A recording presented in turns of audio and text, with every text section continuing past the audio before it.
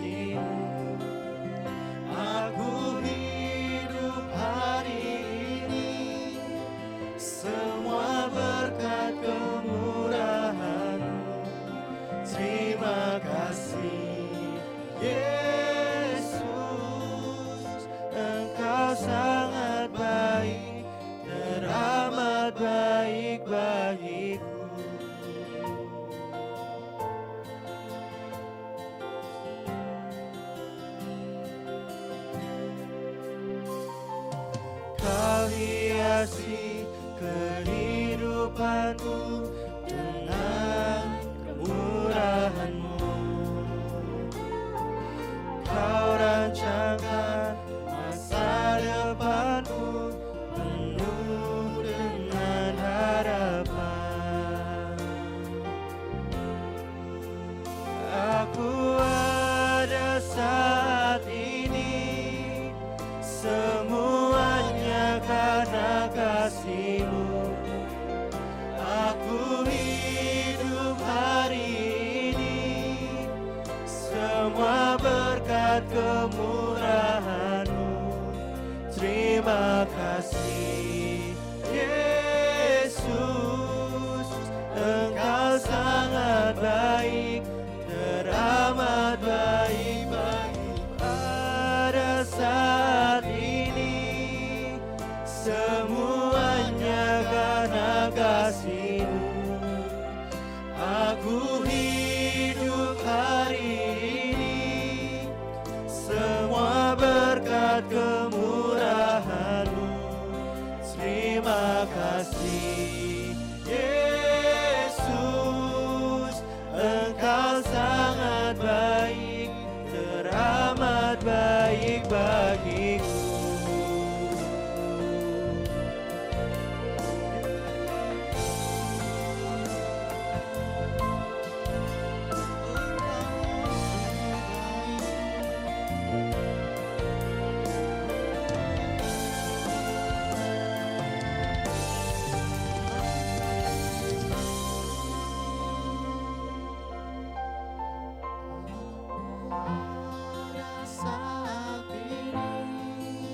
Semuanya karena kasih-Mu.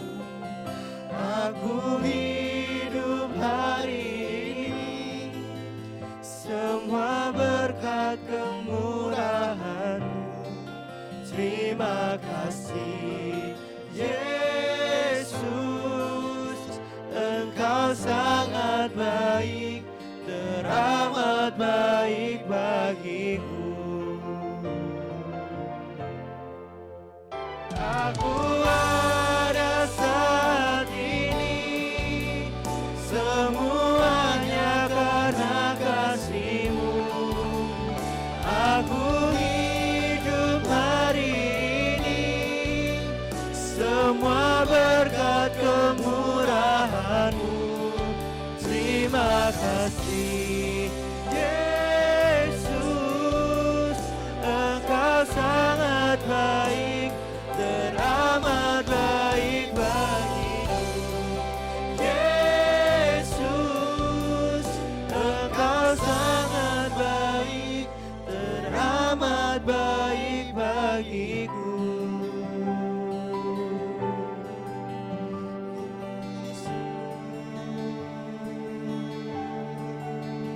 Engkau sungguh baik, Engkau sungguh baik Tuhan. Kau selalu ada di setiap kehidupan kami Tuhan. Yesus,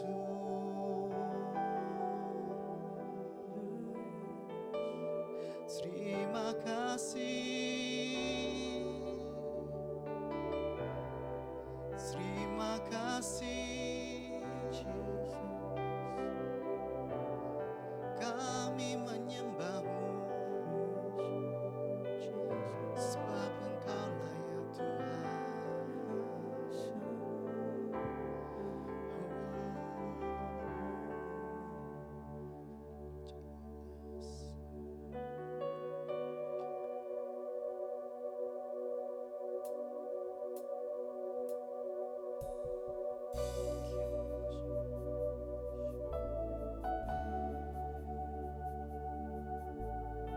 Engkaulah gembala kami, gembala yang selalu mengerti, selalu menyertai dalam kehidupan kami Tuhan. Yes Tuhan, terima kasih Yesus.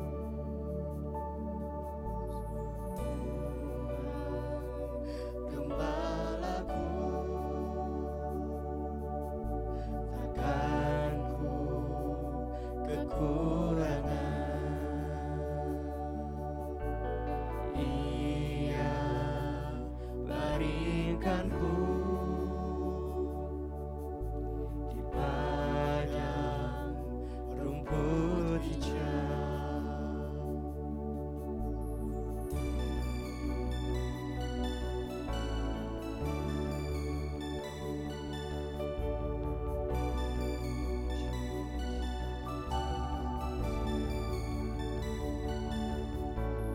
Ia bimbing aku ke air yang tenang. Jiwaku disegarkan, Dia tuntunku di jalan yang benar. Sekalipun aku di lembah kelam, aku tidak takut kan bahaya.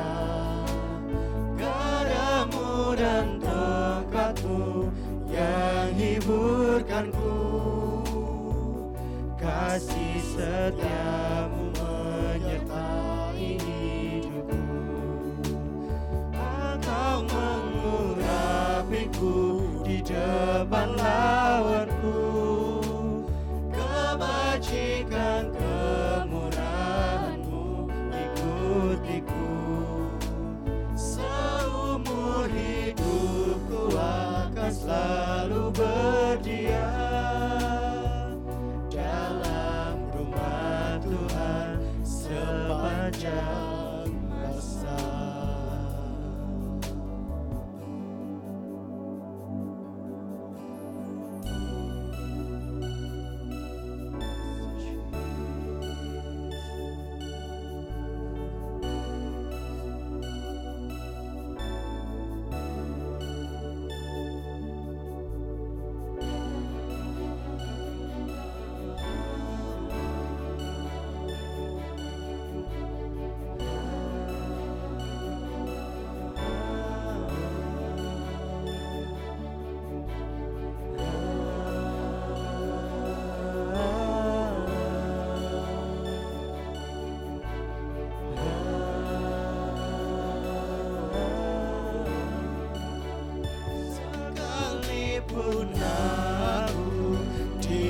lembah kelam, aku tidak takut kan bahaya. Gadamu dan tongkatmu yang hiburkanku, kasih setiamu menyertai hidupku. Engkau mengurapiku di depan lawanku, kebajikan kemurahanmu ikutiku. Seumur hidupku akan selalu berdiam dalam rumah Tuhan sepanjang masa.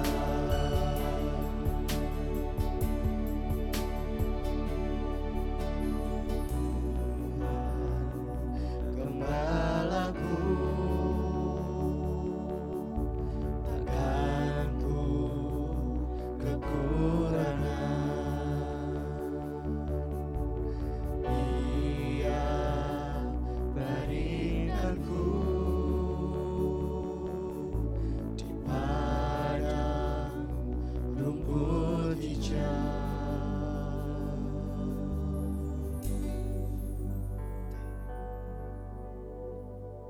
Terima kasih Tuhan buat penyertaan-Mu Tuhan, buat pagi hari ini Tuhan.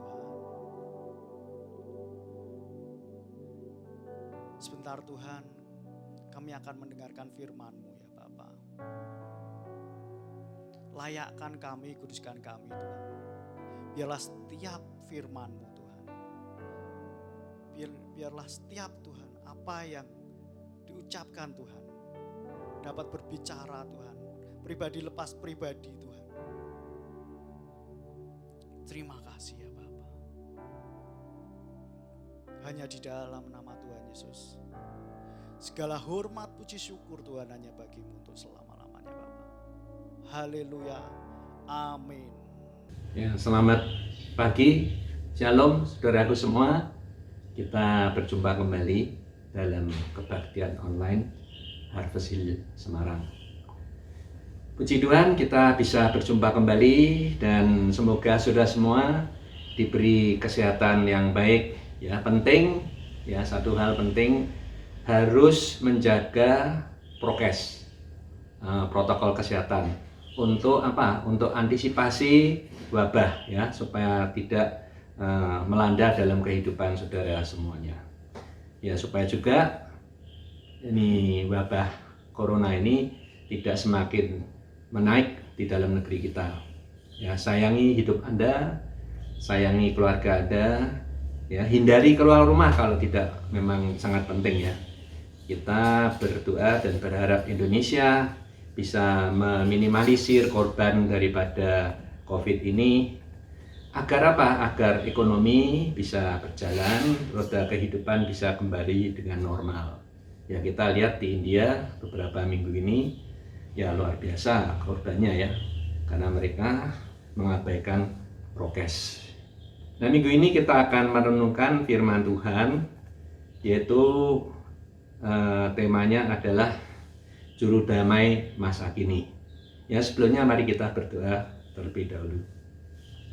Tuhan Yesus, kami mengucap syukur dan terima kasih atas pimpinan-Mu dan pertolongan-Mu di dalam setiap segi kehidupan jemaat-Mu dan juga semua yang mendengarkan siaran ini.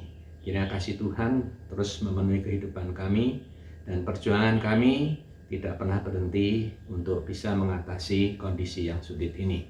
Di dalam nama Yesus kami berdoa. Haleluya. Amin. Nah, minggu ini kita bicara mengenai Juru Damai Masa Kini. Ya, firman-Nya saya petik dari perkataan Yesus ya. Berbahagialah orang yang membawa damai, karena mereka akan disebut anak-anak Allah. Nah, saudara, mengapa saya ngambil tema seperti ini? Karena berkaitan dengan hari Pentakosta. Minggu lalu Pastor Korendius sudah mengkhotbahkan dengan bagus sekali ya, menang atas maut. Kemudian juga kebetulan ya hari Minggu ini adalah hari Pentakosta. Pentakosta, hari di mana 50 hari setelah Yesus mati, terjadilah suatu lawatan yang luar biasa. Roh Kudus dicurahkan kepada para rasul dan juga murid-murid Tuhan Yesus yang berkumpul di atas loteng itu. Ya, terjadi suatu manifestasi yang supranatural. Ya, di luar itu ya, kita tidak pernah memikirkan, juga rasul-rasul tidak pernah memikirkan akan terjadi semacam suatu terobosan, breakthrough yang luar biasa. Breakthrough apa? Pada waktu itu Alkitab mengatakan terjadi lawatan Roh Kudus, para rasul itu kepenuhan roh, mereka berbahasa roh dengan jelas, ya, bahasa rohnya itu jelas, bukan bahasa roh yang ya kita sekarang dengar kan, bahasa roh yang tidak jelas apa yang disampaikan. Tapi kala itu ada satu momen yang sangat spesial sekali, ya. Sangat spesial karena bahasa rohnya itu bahasa yang bisa dimengerti oleh orang-orang yang datang, orang-orang yang kumpul di situ. Bahasanya jelas, ya. Semua orang yang dengarkan tuh heran waktu itu, ya. Heran, loh ini rasul-rasul ini orang Galilea loh ini. Tapi kenapa dia bisa ngomong bahasa lain? Dia bisa ngomong bahasanya Parsia, Media, Elam, Mesopotamia, ya, Kapadokia, Arab, Mesir, Libya, Armenian. Banyak bahasanya beda-beda, saudara. Bahkan saya coba mencatat kira-kira ada 11 bahasa yang disampaikan kepada para rasul yang saat itu sedang kepenuhan roh. Ya, terus terang ini adalah suatu kejadian mungkin hanya satu kali itu, dan setelah itu ya kita nggak pernah bisa melihat seperti itu, ya. Ya, saya tidak tahu, mungkin ada di tempat lain, ya. Ya, lalu para rasul itu mengalami satu breakthrough, ya. Semangatnya itu dihidupkan kembali. Yang tadinya sudah putus asa, ya, gurunya meninggal, mati, kemudian juga sekarang mereka mau ngapain gitu, ya, enggak tahu, ya. Lalu itulah yang terjadi pada hari itu yang disebut hari Pentakosta, ya, 50 hari, ya, 50 hari setelah Yesus mati di atas kayu salib, ya. Firman menyaksikan bahwa terjadi suatu kebangkitan baru para rasul. Roh Kudus telah menghidupkan kembali, ya, semangat yang sudah pudar. Ya, oleh karena ya dia melihat Yesus sudah mati, tidak ada lagi harapan yang lain. Mereka dari yang bersifat pesimis, ya, pada hari itu melihat bahwa Yesus yang sudah menjanjikan pada waktu dia naik ke surga, ya, firman mengatakan, aku akan mengirimkan kepadamu, ya, apa yang dijanjikan Bapakku yang di surga, ya, Bapakku yang di surga. Nah, mereka juga belum tahu apa itu, ya, yang dijanjikan Bapakku yang di surga mau dikirimkan itu. Tetapi kamu harus tinggal di dalam kota ini, ya, di dalam kota Yerusalem, sampai kamu diperlengkapi dengan kekuasaan dari tempat Maha Tinggi. Saudara, wah, saya memperhatikan kalimat ini luar biasa, ya. Kamu jangan pergi-pergi, ya, kamu tunggu di Yerusalem, ya. Sampai kapan, ya? Sampai kamu diperlengkapi dengan apa? Dengan kuasa yang dari tempat tinggi, yang tidak terduga kuasa itu seperti apa. Ketika mereka mendengar perkataan itu kan ya hanya lewat saja. Ya, yang dijanjikan Bapa di surga itu, ya, yang nulis ini kan dari Lukas 24 ayat 48, ya. Lukas 24 ayat 48 itu sampai 49 tadi yang saya sebutkan itu. Kemudian lompat ke kisah para rasul, ya. Kisah para rasul, ya, yang nulis ya sama orangnya, ya. Lukas yang nulis, ya. Nah, di situ Lukas menjelaskan begitu jelas, yaitu ditulis dalam Kisah Para Rasul 1 ayat 8. Jadi kisah Para Rasul 1 ayat 8 ini nyambung, ya, dengan Lukas 24 tadi, ya. Lukas 24 tuh sudah berhenti, disambung dengan Kisah Para Rasul.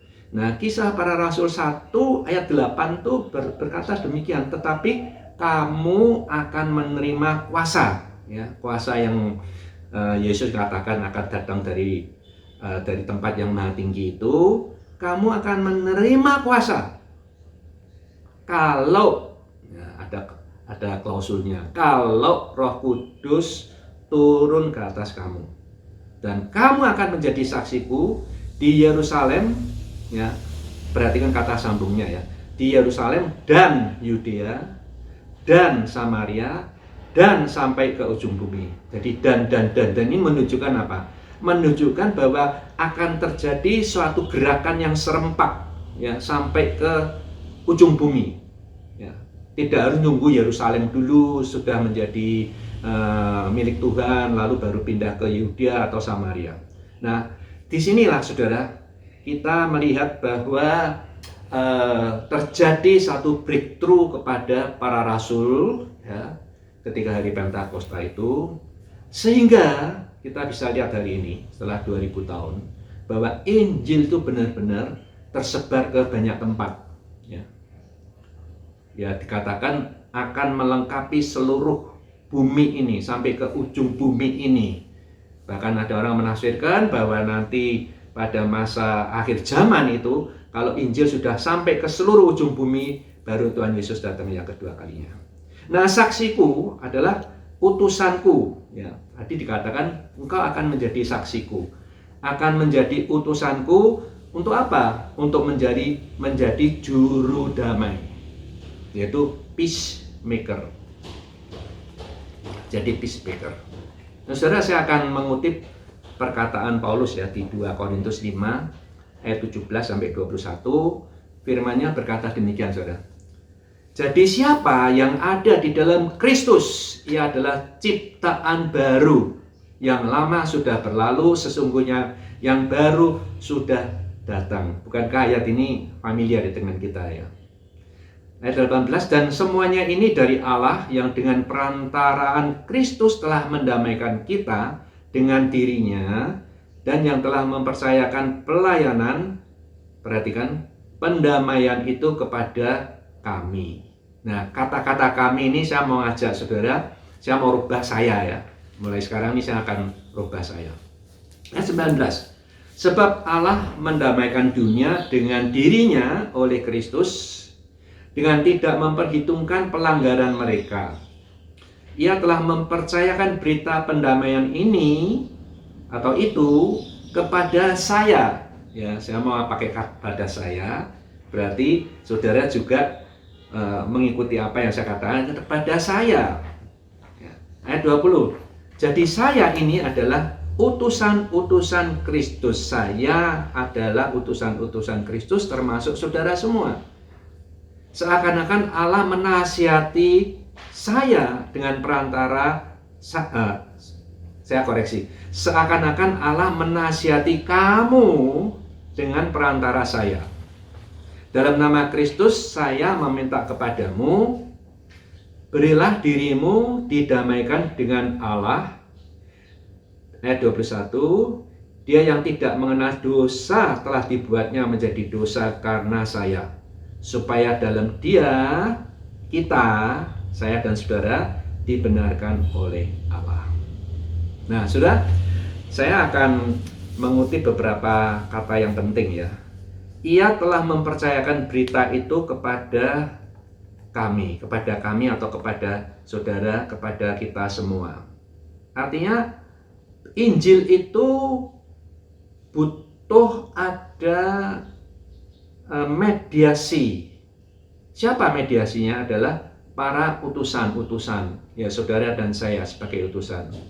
Lalu ayat 20, jadi kami adalah utusan-utusan Kristus, ambasadornya Kristus, orang yang diberi kepercayaan untuk apa? Menjalankan sesuatu, itu namanya utusan-utusannya. Nah, sekarang kita ini sebagai utusan-utusan kerajaan Allah. Ya.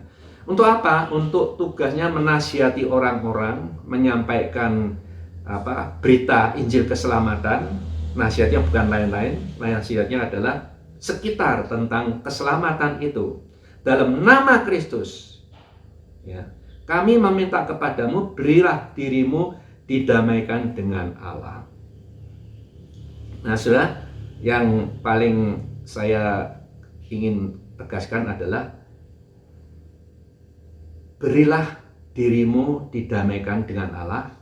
Artinya utusan-utusan ini punya goal, punya tugas untuk mendamaikan Allah dengan manusia. Nah, setelah saya baca ini tuh, wah luar biasa ya, kita ini dipercaya oleh kerajaan Allah untuk apa? Untuk mendamaikan sebagai juru damai. Haleluya, puji Tuhan. Kita baru sadar bahwa kita ini sebetulnya adalah sebagai juru damai Allah dengan manusia. Nah, kenapa begini? Karena sejak Adam dan Hawa jatuh dalam dosa, ya, manusia itu menjadi seterunya Allah. Nah, Allah itu, Allah kita, Allah yang datang mencari manusia. Ketika manusia jatuh dalam dosa, bukankah Allah mencari Adam? Adam, hai di manakah engkau? Adamnya itu ngumpet, saudara. Tidak berani nemoni Allah. Dia memberontak. Tetapi Allah dalam sejarah Alkitab mengatakan Allah itu mengirimkan rasul-rasul, rasul-rasul yang datang membawa wahyunya Tuhan untuk disampaikan kepada manusia supaya manusia berdamai dengan Allah. Tetapi faktanya bangsa Israel juara memberontak, ya. Juara memberontak, sebentar memberontak, enggak enak sedikit memberontak, ya. Menemui kesulitan memberontak, terus memberontak. Itu karakter manusia yang tidak mau bertobat itu, saudara. Nah, kemudian sampai pada akhirnya, ya, Kristus datang ke muka bumi. Karena demikian banyak rasul-rasul yang dikirim oleh Tuhan, tetapi malah mereka dianiaya, malah mereka dibunuh. Nah, ketika Yesus datang, anaknya sendiri yang datang, dan dia membawakan misi perdamaian. Misi perdamaian itu dikerjakan selama Yesus ada di muka bumi. Kemudian dia mengajarkan murid-muridnya. Kemudian dia mengatakan bahwa berbahagialah orang yang membawa damai. Siapa itu? Yang membawa damai adalah orang-orang anak Allah ini. Ya, orang-orang percaya, saudara dan saya. Oleh karena itu, saya beri tema firman Tuhan ini adalah juru damai masa kini. Kalau dulu 2000 tahun yang lalu Yesus sudah mengajarkan misi perdamaian itu, kemudian terus berlanjut. Sekarang ini misi perdamaian itu ada di pundak kita. Ya, jadi misi perdamaian itu ada di pundak kita. Kita sekarang ini sebagai pengabar Injil perdamaian kepada banyak orang. Ya, sebagai seorang juru damai itu luar biasa, ya. Kita ingat bahwa JK, ya, Yusuf Kalla pernah jadi juru damai. Juru damai apa? Juru damai peristiwa Poso, ya saudara.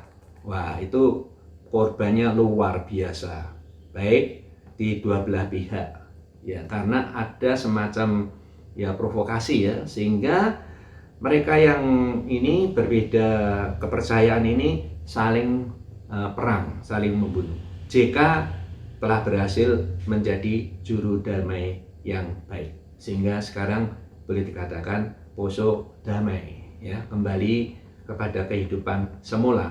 Nah, luar biasa seorang yang bisa menjalankan fungsinya sebagai juru damai itu. Bayangkan berapa ratus jiwa, ya, diselamatkan. Tidak perlu terjadi kematian-kematian lagi. Kalau belum didamaikan itu, ya pasti korbannya masih terus berkejatuhan. Nah, saudaraku, saya melihat bahwa kita sebagai juru damainya Allah ini, ya, berkaitan dengan hari Pentakosta ini, kita disebut anak-anak Tuhan yang sudah dibaptis, ya, tentunya juga sudah, ya, kepenuhan roh. Ya, kepenuhan roh bukan berarti harus berbahasa roh terus, ya. Kepenuhan roh itu karakter kehidupannya kita sudah diperbarui menjadi orang-orang ya yang orang-orang yang mengalami satu perubahan. Nah, saudara, sekarang ini tugas kita adalah sebagai peacemaker, juru damai. Juru damai siapa? Juru damai kepada orang-orang yang belum mengenal Tuhan itu sebagai sebagai objek daripada tugas kita sebagai juru pendamai ini. Saudaraku, ya saya ingat ya ada namanya John Sung ya, John Sung, terkenal sekali itu. Terkenal sekali seorang Chinese kelahiran Tiongkok. Ya, dia meninggalkan semua prestasi akademisnya. Dalam perjalanannya dia pulang ke Tiongkok itu, ya dalam perjalanan ke Indonesia ya, ke beberapa pulau, maaf bukan ke Tiongkok, ke beberapa pulau-pulau itu dia membuang semua ijazahnya dan dia bertekad menjadi peacemaker. Pernah ke Indonesia juga dan dia mengabarkan Injil dengan luar biasa. Juga demikian kita sekarang prihatin dengan adanya kejadian perang Palestina Israel. Ya, ini butuh juru damai yang bisa mendamaikan dua negara itu, dua bangsa itu, karena Palestina masih dalam proses ya, ingin jadi negara merdeka. Dua bangsa itu supaya terjadi satu perdamaian. Nah, saya mau perkecil ya, kalau tadi itu konsep antar bangsa. Saya mau perkecil skop kita sebagai orang-orang biasa, sebagai anak-anak Tuhan. Mari kita ingat akan misinya Allah.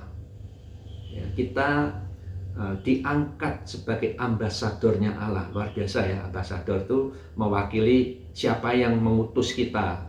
Kalau kita ambasadornya Allah, adalah kita diutus oleh Allah. Untuk apa?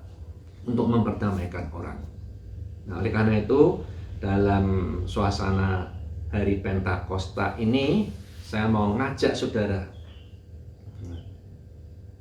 Apakah kita benar-benar menyadari bahwa di pundak kita ya ada tugas menjadi pendamai Allah, terlibat sebagai peacemaker di dalam karya amanat Agung Kristus.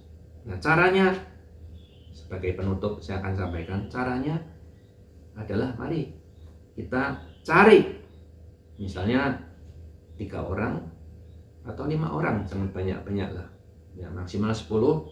Cari mereka orang-orang yang terdekat dari kita, ya kita doakan. Tapi tidak cukup hanya mendoakan. Kita perlu satu saat bila mana kita sudah merasa waktunya, kita harus take action, ya dekati orang-orang yang sudah kita doakan, sampaikan berita Injil itu kepada mereka, supaya apa? Mereka bisa menerima Tuhan Yesus sebagai juru selamatnya. Ya, betapa gembiranya, betapa sukacitanya ketika kita bisa ya menyelamatkan dengan cara menyampaikan Injil dan dia bertobat terima Yesus. Itu luar biasa sukacitanya. Saya percaya saudara yang sudah pernah berhasil membawa orang kepada Tuhan, itu ada satu rasa sukacita yang sangat luar biasa. Kemudian tidak saja untuk dicatat namanya ya, kita perlu ada empati yang tinggi, perbuatan kasih yang nyata kepada dia, ya, yakinkan dia perlu berdamai dengan Allah. Bayangkan kalau orang ya bertikai itu tidak enak, saudara. Benar, siang malam itu menjadi gangguan akan ketenangan hidup kita. Malam juga susah tidur, terus pikiran.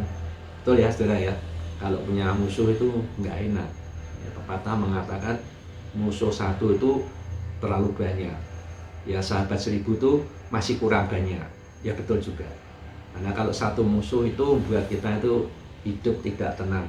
Apalagi kalau kita belum berdamai dengan Allah, Wah, itu saya kira hidup itu terlalu mahal ya. Karena percaya itu nggak usah bayar, gratis.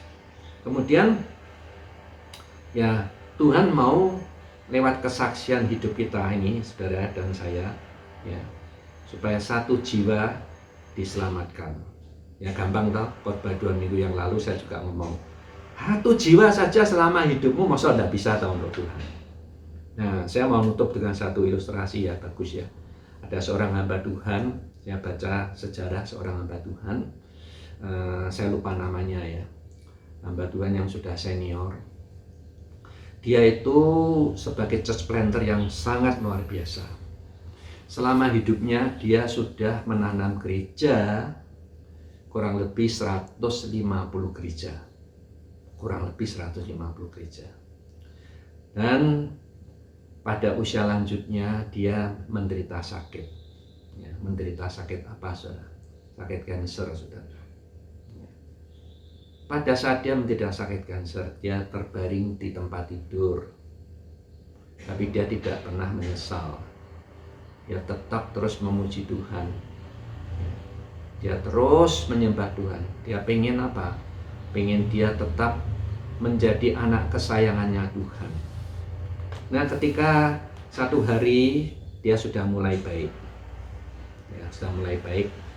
Dia hanya mengatakannya ini, satu jiwa lagi untuk Tuhan, satu jiwa lagi untuk Tuhan. Itu kayak gitu. Saking dia itu ya begitu senangnya untuk mengabarkan Injil supaya satu jiwa untuk Tuhan, satu jiwa untuk Tuhan. Itu terus diucapkan berkali-kali, satu jiwa lagi untuk Tuhan, satu jiwa lagi untuk Tuhan. Ini kalau enggak karena dia memang ya hatinya ini hati misi yang luar biasa. Hati yang mengasihi orang lain. Dia terus mikir siapa lagi ya yang bisa saya injili. Dan dia sudah memenangkan puluhan ribu jiwa. Ini yang membuat saya, wah, luar biasa orang ini. Oleh karena itu, yuk pada masa pandemi ini kita tetap bisa menjadi juru damainya Allah di masa kini. Tidak ada hambatan, tidak ada halangan apapun. Mari kita sama-sama ya, jangan pesimis. Baik itu masalah ekonomi, baik itu masalah kehidupan tiap hari yang harus banyak yang dipotong, harus banyak yang dikebiri. Pekerjaan juga turun gratis. Tapi kita jangan pesimis. Kita tetap optimis, tetap semangat seperti rasul-rasul ya dibuat semangat. Karena kita ini adalah anak-anak Tuhan yang sudah dibekali oleh Roh Kudus untuk kita mampu menghadapi setiap tantangan di dalam kehidupan ini. Semoga banyak jiwa boleh bertobat ya, lewat pelayanan saudara. Nambah satu jiwa untuk lumbungnya Tuhan itu sangat berharga. Haleluya. Amin. Mari kita berdoa. Dan Yesus, kami sekarang ingin punya satu tekad, satu jiwa untuk Engkau. Bahkan 1+1, bahkan 1+5, bahkan 1+ tidak terbatas angkanya. Terjadi multiplikasi kemenangan atas orang-orang yang bertobat dan terima Tuhan. Memang ini masa-masa pandemi yang sulit, tapi kami tetap optimis. Tuhan tetap bekerja di tengah-tengah masa kini. Terima kasih Tuhan. Dan mari saudaraku yang dikasihi oleh Tuhan, kita akan angkat tangan kita mohon berkat dari surga turun atas kehidupan saudara. Terima kasih Tuhan Yesus. Kami berdoa untuk keluarga demi keluarga yang mengalami satu perubahan new normal kehidupan. Mungkin membawa banyak hal yang tidak nyaman, tidak menyenangkan, bahkan mungkin banyak hal yang terpotong atau pekerjaan menjadi surut, kurang banyak ya, kurang ada gairah untuk bekerja. Engkau tolong Tuhan. Juga bagi yang sakit, yang ada di rumah sakit, ya, aku berdoa apapun penderitaanmu, Tuhan tahu, Tuhan tolong, Tuhan berikan kesembuhan, Tuhan berikan mujizat kepada saudara. Juga saudara yang ada masalah-masalah dalam keluarga, Tuhan juga bantu, Tuhan tolong untuk bisa menyelesaikan persoalan-persoalan. Bagi yang bekerja, yang berbisnis, Tuhan curahkan terus, beri terus rezeki bagi mereka. Kiranya kasih Tuhan, penyertaan Tuhan, dan juga rahmat Tuhan menyertai saudara sekalian di dalam persekutuan kita dengan Allah Bapa, Putra, dan Roh Kudus mulai sekarang sampai Maranatha. Haleluya, Tuhan memberkati. Amin.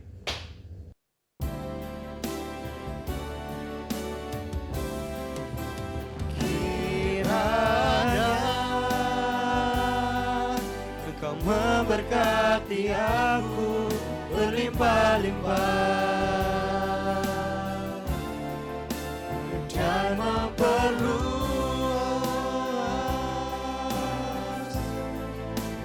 daerahku, dan kiranya tanganmu menyertai aku dan melindungi aku daripada malapetaka, sehingga kesakitan tidak menimpa aku, sehingga kesakitan tidak menimpa aku, sehingga kesakitan tidak menimpa